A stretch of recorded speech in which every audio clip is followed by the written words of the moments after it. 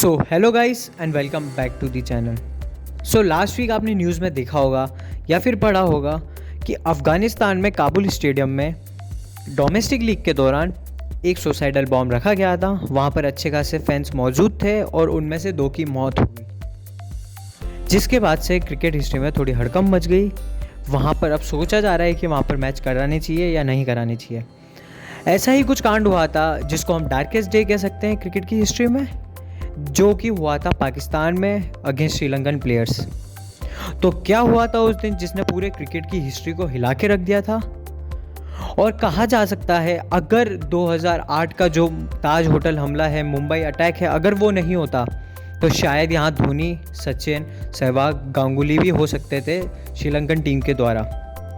तो ऐसा क्यों कहा जाता है कि सचिन धोनी पे भी चल सकती थी गोलियाँ? और क्या फैक्ट्स है उस दिन से रिलेटेड जो कि डार्केस्ट डे कहा जा सकता है क्रिकेट की हिस्ट्री में, उस बारे में हम बात करने वाले हैं। सो हमारे साथ वीडियो के एंड तक रहना और चैनल पे नए हो तो चैनल को सब्सक्राइब करना। पहले फैक्ट की बात करें तो 1 साल पीछे जाना पड़ेगा जबकि वो अटैक हुआ था। उससे नवंबर को 2008 में जब पाकिस्तान द्वारा, जो पाकिस्तान के टेररिस्ट थे, वो इंडिया में आके जब उन्होंने ताज होटल और मुंबई पे टेररिस्ट अटैक किया, उसके बाद से इंडिया और पाकिस्तान की गवर्नमेंट में थोड़ी अनबन होगी। जिसके बाद से जब बीसीसीआई का ऑलरेडी जो टूर था फरवरी में और मार्च में जाने का, टेस्ट मैच खेलने का, वो इंडियन गवर्नमेंट ने साफ मना कर दिया बीसीसीआई को कि वहाँ पर जाके कोई इंडियन प्लेयर या फिर टेस्ट नहीं खेला जाएगा। जिसके बावजूद सडन चेंज ऑफ प्लान हुआ था कि जब बीसीसीआई ने मना कर दिया पाकिस्तान बोर्ड को कि हम नहीं आ पाएंगे आपके वो टेररिस्ट अटैक के द्वारा, तो उस टाइम पे उन्होंने एक क्या कह सकते हैं कि सडन प्लेन ऑफ चेंज हुआ और वहाँ पर उन्होंने बात की श्रीलंकन बोर्ड से और श्रीलंकन बोर्ड मान गया कि उस टाइम पे हम लोग आपके यहाँ पर आएंगे और हम टेस्ट लोग खेलेंगे। तो ये कहा जा सकता है अगर वो मुंबई अटैक नहीं हुआ होता तो शायद सचिन, सहवाग, तेंदुलकर जैसे जो बड़े प्लेयर थे टीम इंडिया के, उन पे गोली बरस सकती थी, उन पे हमला हो सकता था। दूसरे फैक्ट की बात करें तो ये टेस्ट मैच का तीसरा दिन था और दूसरा मैच था ये टेस्ट सीरीज़ का। 1 मार्च और 2 मार्च को मैच हो चुका था, यानी कि हम कह सकते हैं कि 3 मार्च 2009 को श्रीलंकन टीम पे हमला हुआ था जब वो अपने होटल से निकलकर स्टेडियम के लिए आ रही थी। और स्टेडियम जो कि लाहौर में सिचुएटेड था, वहाँ पर उनको अपना तीसरा दिन खेलना था गेम का, सेकेंड टेस्ट मैच सीरीज़ का वो भी। तीसरे फैक्ट की बात करें तो जब श्रीलंकन टीम बस स्टेडियम के लिए निकल रही थी, उसके बीच में लाहौर में एक जगह है जिसे लिबर्टी हॉल कहा जाता है, वो बीच में आया था। वहाँ पर ही टेररिस्ट अटैक शुरू हुआ श्रीलंकन टीम पे। उस टीम के अंदर जो कि टीम बस थी, उसके अंदर मौजूद थे एक बड़े एम्पायर साइमन टफल, उनके साथ एक और एम्पायर और थर्ड एम्पायर, और साथ में मैच रेफरी भी मौजूद थे श्रीलंकन टीम बस के अंदर। चौथे फैक्ट की बात करें तो श्रीलंकन टीम बस में जब लिबर्टी हॉल पे पहुंची थी, स्टेडियम के बीच में जो आती है लाहौर में, उस टाइम पे श्रीलंकन बस पे हमला हुआ।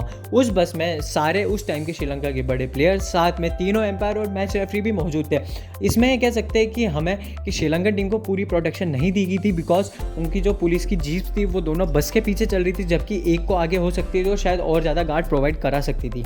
पाँचवें फैक्ट की बात करें तो जब लिबर्टी हॉल पे श्रीलंकन बस पे हमला होना स्टार्ट हुआ, उस टाइम पे टेररिस्ट ने बड़े बड़े हथियार उनके पास थे, यहाँ तक कि एक रॉकेट लॉन्चर भी था जो कि बस पे चलाया गया था। पर ये तो बस ड्राइवर की सूझबूझ थी कि उसने रॉकेट लॉन्चर फटे उससे पहले ही बस को वहाँ से निकाला और कैंप बस तक पहुँचा दिया।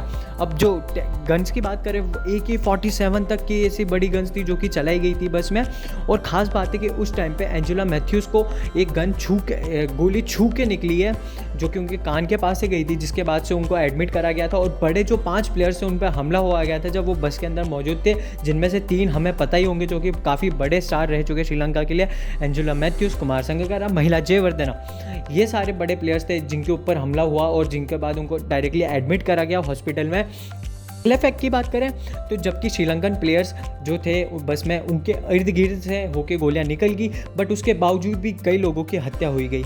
6 पुलिसकर्मी में इसमें जान देनी पड़ गई और साथ में जो 2 लोकल सिटीजन्स थे पाकिस्तान के, उनको भी टेररिस्ट अटैक के जो हमले थे उसके वजह से उनको मौत का सामना करना पड़ा। और साथ में ही जो एक एम्पायर थे, सेकेंड या थर्ड एम्पायर, उनको पेट में गोली लग गई थी और उनको हॉस्पिटल में जल्द से जल्द एडमिट किया गया। अभी भी कह सकते हैं अगले फैक्ट के बारे में कि अभी भी श्रीलंका के जो बड़े प्लेयर्स थे वो सब अपना जो कह सकते हैं कि उनकी जान जो बचाई गई थी, वो कहते हैं कि वो ड्राइविंग सेंस की वजह से बचाई गई थी। तो उस ड्राइवर जो जिसका नाम खलीद था, उसने जितनी जल्दी हो सके बस को कैंप बेस में पहुंचाया गया और उसके बाद सारे जो भी श्रीलंकन टीम से वो फटाफट उतरा और उसी टाइम पे पाकिस्तान एयरफोर्स ने उनको हेलीकॉप्टर प्रोवाइड करेगा, जिसके बाद वो सीधे यहाँ से ट्रैवल करते हुए कोलंबो उतरे अपने देश।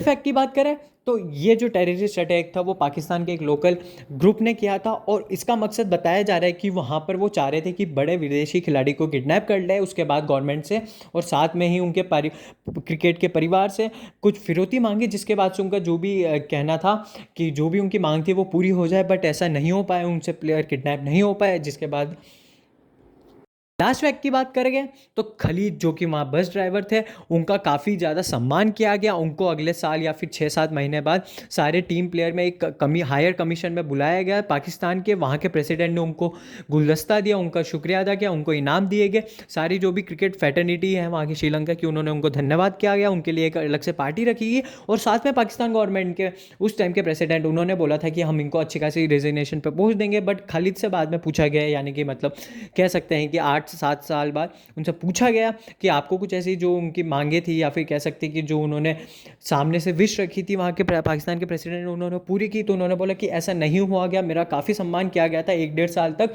बट उसके बाद जो उनके सारे वादे थे वो भूल गए थे वहाँ के प्रेसिडेंट पाकिस्तान के जो क्रिकेट एसोसिएशन के। उन्होंने अपनी जो भी उनकी प्रॉमिस थे वो पूरे नहीं किए।